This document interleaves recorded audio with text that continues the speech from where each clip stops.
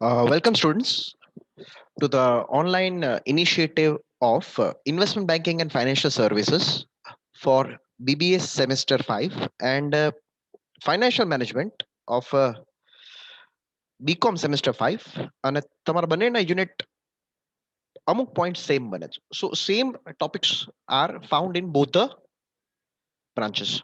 હવે આ બંને બ્રાન્ચીસની અંદર જે યુનિટ 4 કમ્પ્રાઇઝ કરે છે એ છે બીબીએ સેમેસ્ટર 5 સ્ટુડન્ટ્સને આખે આખો યુનિટ જ છે venture capital and credit rating, while BCom semester 5 ના સ્ટુડન્ટ્સને એ શોર્ટ નોટ્સ કે અથવા એ ટોપિક્સ જે ડિસ્ક્રિપ્શનમાં પૂછાય છે, અમુક એડિશનલ ટોપિક્સ જે આપણે કવર કરશું એ આપણે ફોલોઈંગ વિડીયોઝમાં નેક્સ્ટ આપણે લેતા જશું.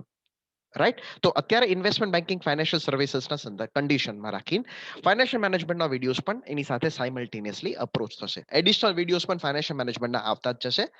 રાઈટ, તો હવે આપણે સ્ટાર્ટ કરશું. લાસ્ટ ટાઈમ આપણે જોતા હતા what were venture capital institutions. Venture એટલે શું? રિસ્કી. કેપિટલ એટલે મૂડી. તો વેન્ચર કેપિટલ ઇન્સ્ટિટ્યુશન્સ એ ઇન્સ્ટિટ્યુશન્સ બધી હતી જે રિસ્કી કેપિટલ અથવા રિસ્કી વેન્ચર્સની અંદર ઇન્વેસ્ટમેન્ટ કરતા હતા. હવે વેન્ચર કેપિટલની પાસે કેટલા ઇમ્પોર્ટન્ટ ફીચર્સ હતા, તો આપણે 5 ઇમ્પોર્ટન્ટ ફીચર્સ જોયા છે. હવે આજે આપણે જોવાનું છે કે which are the advantages and what are the disadvantages of venture capital finances. So let us start. So the first advantage that we can observe is that it can inject long-term equity finance, which provides a solid capital base for future. Long term equity ફાઇનાન્સનો મતલબ થાય છે કે લાંબા સમય માટે owners કેપિટલની જેમ behave, માલિકની મૂડીની જેમ બિહેવ કરે છે. મતલબ તમારે ખાલી પ્રોફિટ ઉપર જ તે એને ભાગ આપવાનો છે. નોર્મલી જે પણ વેન્ચર કેપિટલિસ્ટ ઇન્વેસ્ટ કરતા હોય એ હાઈ પ્રોફિટેબલ પ્રોજેક્ટ્સ હોય છે. એવા પ્રોજેક્ટ્સ જે નોર્મલી 40-60% ઇન્ટરેસ્ટ આપતા હોય. નોર્મલી કોઈ પણ બીજા કોઈ ઇન્વેસ્ટમેન્ટ પ્રપોઝલ્સ જેમ કે ડેટ ઇન્સ્ટ્રુમેન્ટ્સમાં ઇન્વેસ્ટમેન્ટ કરો તો 6-8% આવે છે, પણ 40% કે 50% જેટલો માર્જિન તમને રિટર્ન મળતો હોય તો કોઈ પણ વ્યક્તિ એટ્રેક્ટ થઈ જાય છે વેન્ચર કેપિટલમાં ઇન્વેસ્ટ કરવા માટે, which provides a solid capital base for future growth. જે ફ્યુચરના ગ્રોથ, ફ્યુચરના ડેવલપમેન્ટ માટે એક સરસ મજાનો બેઝ બને છે. એની સાથે સાથે વેન્ચર કેપિટલિસ્ટ શું કહેવાય technically? Venture capitalist is a business partner, એક સારો બિઝનેસ પાર્ટનર છે જે બે વસ્તુ શેર કરે છે. જોખમ પણ શેર કરે છે, that is risk also share કરે છે, અને એની સાથે સાથે એનું મળતું વળતર પણ, ધેટ ઇઝ રિવોર્ડ પણ શેર કરે છે. તો વેન્ચર કેપિટલિસ્ટ ની રિવોર્ડ શું છે? તો વેન્ચર કેપિટલિસ્ટનો ફાયદો શું છે? તો venture capitalist are rewarded by business successes. બિઝનેસમાં જે સફળતા મળે એ એમનો રિવોર્ડ કહેવાય છે, અને કેપિટલ ગેઇન એમને મળે છે, કેપિટલમાં એમને વળતર મળે. The venture capitalist is able to provide the practical advice. Practical advice એટલે શું? કે નોર્મલી કોઈ પણ કેપિટલિસ્ટિક વેન્ચર્સ કરવાના હોય તો એના માટે કોઈ પણ પ્રોજેક્ટને સક્સેસફુલ થવા માટે જે એડવાઇસ કે જે સલાહ સૂચન થતું હોય એની સાથે સાથે મદદ પણ થાય છે. Assistance to company based on past experience, ભૂતકાળના અનુભવ ઉપર, with other companies which were in similar situation. Same પરિસ્થિતિની અંદર જે કંપનીઝ હતી એની સાથે સાથે આ એક્સપર્ટ એડવાઇઝરીઝ પણ ઇશ્યુઝ કરી શકે છે. રાઈટ, હવે નેક્સ્ટ સ્લાઇડ આપણે જોશું. What are the advantages that are continued? The venture capitalist also has a network of contacts in many areas that can add value to the company. જે મૂલ્ય add કરે છે, જે ગ્રેજ્યુઅલી મૂલ્ય add કરવાનું કામ કરે છે. હવે મૂલ્ય એડ કરવું એટલે શું? કે કેપિટલિસ્ટિક ગેઇન્સ જે સેકન્ડરી કે પ્રાઇમરી માર્કેટ અથવા શેર બજારની અંદર મળી શકે એ તમને વેન્ચર કેપિટલિસ્ટિક ફર્મ્સમાં ઓબ્ઝર્વ થાય છે. Venture capitalist may be capable of providing additional rounds of funding. Additional rounds એટલે શું? જેમ જેમ બિઝનેસ ગ્રો થાય છે, જેમ જેમ બિઝનેસ એક્સપાન્ડ થાય એમ વધારે round of funding venture capitalist આપી શકે છે. અને વેન્ચર કેપિટલિસ્ટ આર એક્સપિરિયન્સ્ડ, એટલે એ પ્રોફેશનલ્સ બધા વેલ અનુભવવાળા હોય in the process of preparing a company for an initial public offering, એક આઈપીઓ માટે, અને share enter to the stock exchange or overseas stock exchange. જો જરૂર પડે તો નેસ્ડેક ની અંદર, NASDAQ is an American entertainment stock exchange, ત્યાં ખાસ કરીને લિસ્ટિંગ કરવાની જરૂર પડે તો they can also facilitate a trade sale. Next આપણે શું ઓબ્ઝર્વ કરી છે? હવે આપણે સમજશું કે એક વેન્ચર કેપિટલિસ્ટ જ્યારે પણ કોઈ પ્રોજેક્ટની અંદર ઇન્વેસ્ટમેન્ટ કરે છે ત્યારે કેટલા સ્ટેજ ઓફ ફાઇનાન્સિંગ હોય છે. So the various stage of financing આપણે જો ઓબ્ઝર્વ કરતા જાય છે એ છે first of all seed money. Seed money એટલે શું? Initial startup capital, bare minimum quantity જેના કારણે પ્રોજેક્ટ સ્ટાર્ટ થઈ શકે છે. So low level of financing needed to prove a new idea. એક નવો આઈડિયાને એક નાનો પ્રોટોટાઇપ કે નાના લેવલે સક્સેસ જવા માટે જેટલી ફાઇનાન્સની જરૂર પડે એને આપણે સીડ મની કહીએ છીએ. રાઈટ, સેકન્ડ આવે છે સ્ટાર્ટઅપ. સ્ટાર્ટઅપ એટલે શું? તો early stage firms that need funding for expenses, જે એક્સપેન્સીસ માટે ફંડિંગની જરૂર પડે છે, with marketing and product development. માર્કેટિંગમાં જરૂર પડે, જેમ કે પ્રમોશનલ એક્સપેન્સીસ કરવાના હોય, જેમ કે ઓફર્સ કે બોનસીસ કે ડિસ્કાઉન્ટ્સ જો આપવા માટે જે કોસ્ટ ઇન્કર કરવા પડે, નવા પર્સનલ્સ રાખવા પડે છે, એન્ડ પ્રોડક્ટ ડેવલપમેન્ટ, એને આપણે સ્ટાર્ટઅપ કહીએ છીએ. ફર્સ્ટ રાઉન્ડની અંદર આપણે શું ઓબ્ઝર્વ કરી છે, અર્લી સેલ્સ કરવા માટે, જે પહેલા સ્ટેજસની અંદર જે વેચાણ કરવા માટે અથવા મેન્યુફેક્ચરિંગ સ્ટાર્ટ કરવા માટે જે ફંડ્સની જરૂર પડે છે, એને તમે અર્લી સેલ્સ ફંડ્સ કહો છો, રાઈટ? સેકન્ડ રાઉન્ડ આવે છે, જેમ પ્રોડક્ટ મેચ્યોરિટી સાયકલ તરફ નજીક જતું જાય એમ gradually stages of requirement of finance પણ વધતી જાય છે.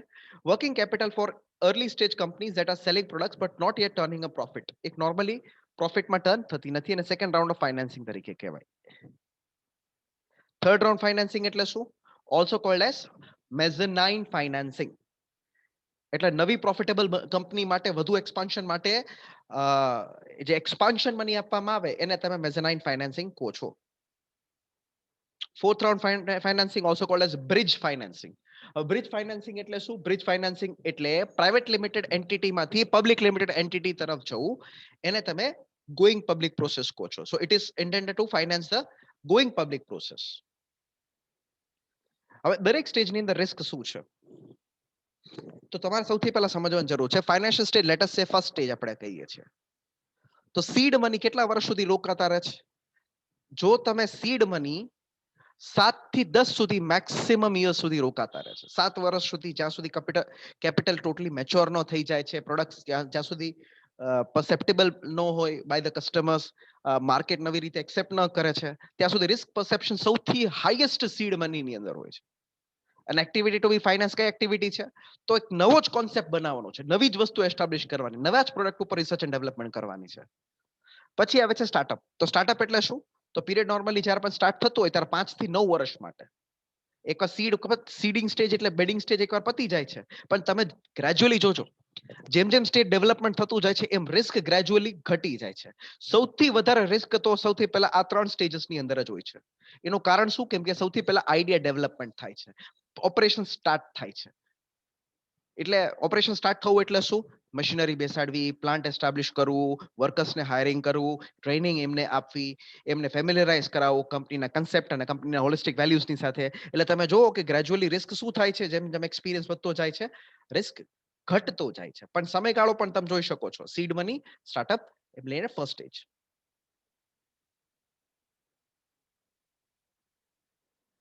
નેક્સ્ટ સ્ટેજ આપણે ઓબ્ઝર્વ કરી છે સેકન્ડ સ્ટેજ. કેટલા સમય માટે લોક ઇન હોય છે કેપિટલ? તો આપણે ઓબ્ઝર્વ કરી શકાય 3 થી 5 વર્ષ માટે. The risk perception is sufficiently high, gradually high હોય છે. એક્ટિવિટી ટુ બી ફાઇનાન્સ્ડ, કે એક્ટિવિટી ફાઇનાન્સ કરવાની રહે. માર્કેટ એક્સપાન્શન અને ગ્રોઈંગ વર્કિંગ કેપિટલ નીડ, કેમ કે જેમ બિઝનેસ એક્સપાન્શન થતું જાય, વર્કિંગ કેપિટલ તો જરૂર પડશે જ તે. જે ફંડ્સની રિક્વાયરમેન્ટ હોય in terms of machinery, in terms of raw material, એ તો વધવાની જ છે. નેક્સ્ટ સ્ટેજ છે થર્ડ સ્ટેજ, પણ હવે ગ્રેજ્યુઅલી તમે જોજો, જેમ જેમ આપણે સેકન્ડ થી થર્ડ થી ફોર્થ સ્ટેજ તરફ જતા જેમ સમયગાળો ઘટતો જાય છે અને રિસ્ક ઘટે છે. કેમ કે ફાઇનલી જ્યારે પબ્લિકની પાસે આવી જાય ત્યારે જે પણ વેન્ચર કેપિટલિસ્ટ હોય એનો ઓલમોસ્ટ નેગ્લિજિબલ, કેમ કે હવે તો ફાઇનાન્સિંગ પબ્લિક જ કરશે. અને જો પબ્લિક લિમિટેડ કંપનીઝના શેર કોઈ વેન્ચર કેપિટલિસ્ટ હોલ્ડ કરતો હોય, then he is truly the person with Midas touch. માઇડસ એટલે એક ગ્રીક અથવા એક પૌરાણિક કિરદાર છે. એવું કહેવામાં આવે કે માઇડસ કરીને એક રાજા હતો, જે પણ વસ્તુને અડે એ સોનું થાય. તો એ જ રૂપે વેન્ચર કેપિટલિસ્ટ આજના જમાનાના માઇડસ કહી શકાય, જે ખાસ કરીને કોઈ પણ વસ્તુને અડે, જો એ પ્રોફિટેબલ હોય તો એ સોનું કરી શકે છે, રાઈટ? નેક્સ્ટ આપણે ઇમ્પોર્ટન્ટ પ્રોસેસ તરફ જઈએ છીએ, એ છે venture investment process. Now what is venture investment process? તો એ પ્રોસેસ જેના કારણે વેન્ચર કેપિટલિસ્ટ તમે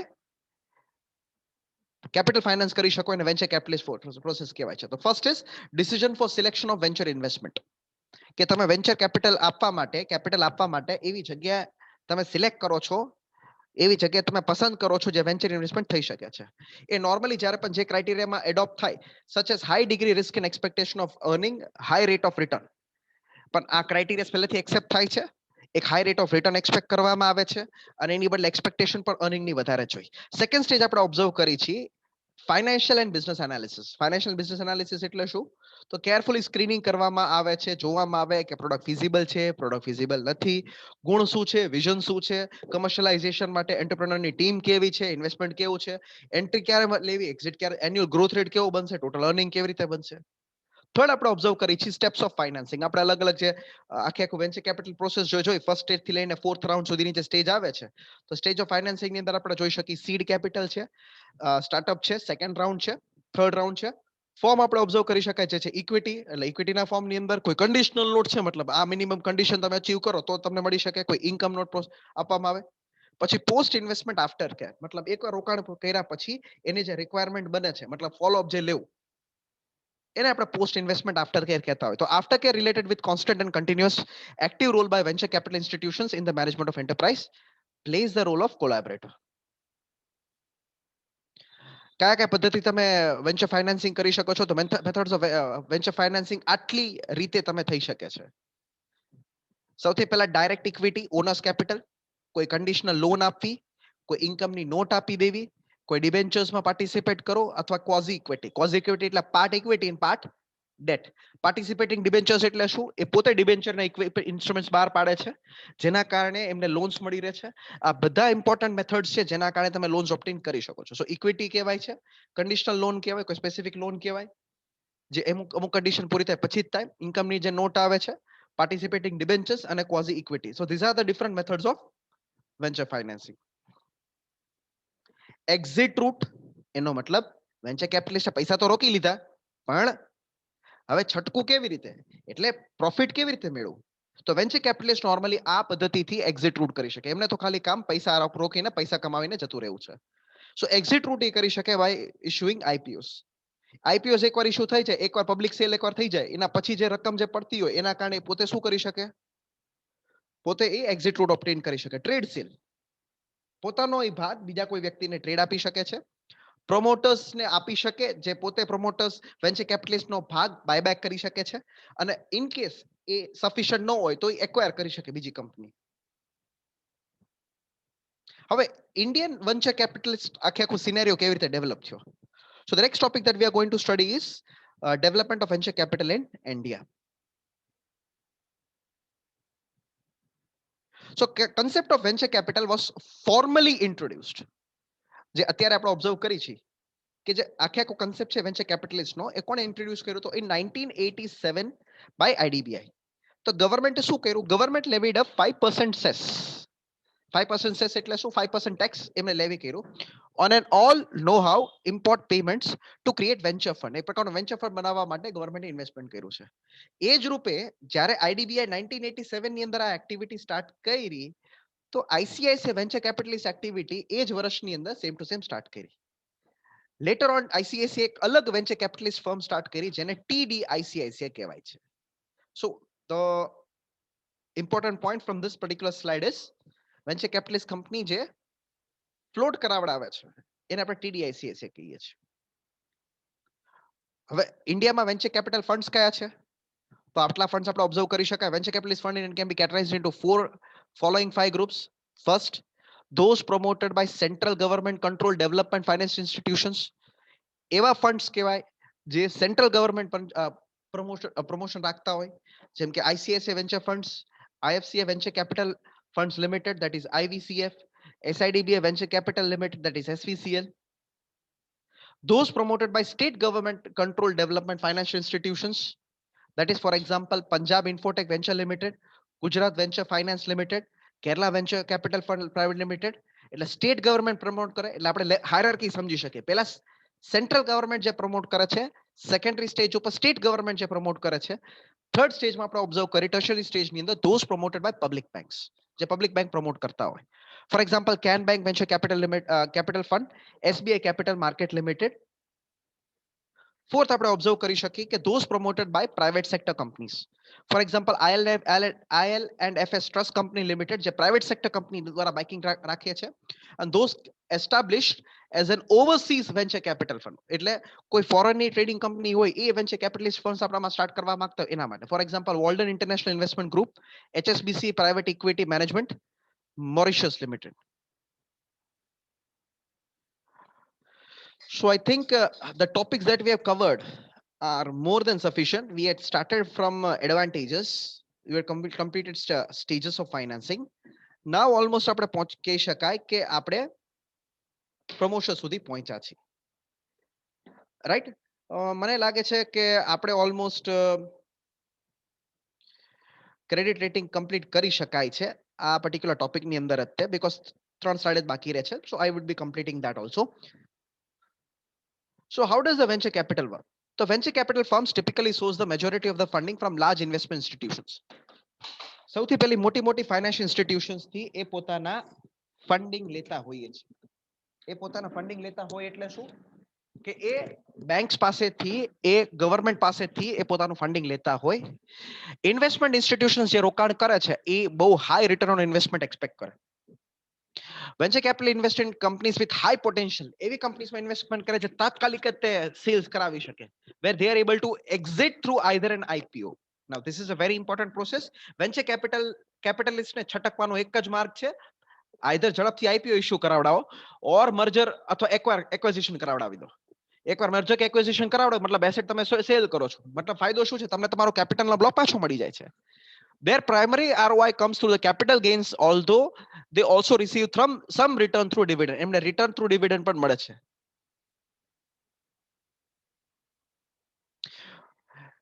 કયા કયા ફેક્ટર્સ ઇમ્પોર્ટન્ટ છે કોઈ પણ વેન્ચર કેપિટલ ફર્મને સક્સેસ થવા માટે?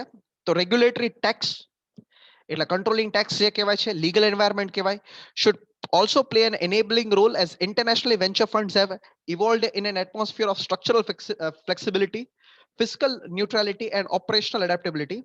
રિસોર્સ રેસિંગ જે કહેવાય છે એની સાથે સાથે રોકાણ કરવું, મેનેજમેન્ટ એ બધાનો કરવું અને એક્ઝિટિંગ કરું છું should be as simple and flexible. A simple પણ હોવું જોઈએ, ફ્લેક્સિબલ પણ હોવું જોઈએ, જેના કારણે ઇઝીલી એ બધા ફેક્ટર્સ કે ગ્લોબલ ટ્રેન્ડ્સને ડ્રાઈવ તમે કરી શકો છો. Venture capital should become an institutionalized industry that protects investors. એક વેલ રેગ્યુલેટેડ ઇન્ડસ્ટ્રી હોવી જોઈએ જે ઇન્વેસ્ટર અને ઇન્વેસ્ટી ફર્મ્સને બંને પ્રોટેક્ટ કરે છે. Operating in an environment suitable for raising large amount of risk capital needed and for spurring innovation. નવી નવી ઇનોવેશન્સ કરવી through startup firms in a wide range of high growth areas. In view of increasing global integration and mobility of capital, it is important that Indian venture capital funds as well as venture finance enterprises are able to have global exposure. Global ઓપોર્ચ્યુનિટીને ધ્યાનમાં રાખતા global exposure હોવું જરૂરી છે અને રોકાણની opportunities પણ હોવી જોઈએ. ઇન્ફ્રાસ્ટ્રક્ચર જે હોય in the form of incubators. Incubators એટલે શું? એવી જગ્યા કહેવાય જ્યાં કોઈ પણ આઈડિયા કે કોઈ પણ પ્રોજેક્ટ ડેવલપ થઈ શકે છે અને નેસેસરી રિસર્ચ એન્ડ ડેવલપમેન્ટ થઈ શકે છે needed to promote using government સપોર્ટની સાથે and private management as has successfully been done by countries. આ બધી કન્ટ્રીઝ જેની અંદર આપણે સક્સેસફુલ મોટા મોટા પ્રોજેક્ટ જોઈ શકી જેમ કે માઇક્રોસોફ્ટ છે, ફ્લિપકાર્ટ છે, વોલમાર્ટ છે, એમેઝોન છે. Once upon a time they were all very small companies, પણ આ બધાનું સ્ટાર્ટઅપ કેપિટલ થી લઈને અત્યારે પબ્લિક આઈપીઓ સુધી બધી વસ્તુ સક્સેસફુલી થાય છે due to successful venture capitalist firm. This is necessary for faster conversion of research and development and technological innovation into commercial products. Commercial products એટલે વાણિજ્ય અથવા મોટા પાયે જે મેન્યુફેક્ચરિંગ થઈ શકે એવા પ્રોડક્ટ્સ છે. So in total we have completed the first part, that is of venture capital. I think this much would be sufficient for this present video. કોઈ પણ પ્રકારની ક્વેરી તો તમે ગમે ત્યારે કોન્ટેક્ટ કરી શકો. I expect that you write each and everything in your notebook. જેમ રિપીટેડલી હું કહેતો આવ્યો છું, બીકોમ માટે શોર્ટ નોટ્સ અને બીબીએ માટે in depth descriptive answers. So thank you very much. Have a nice day.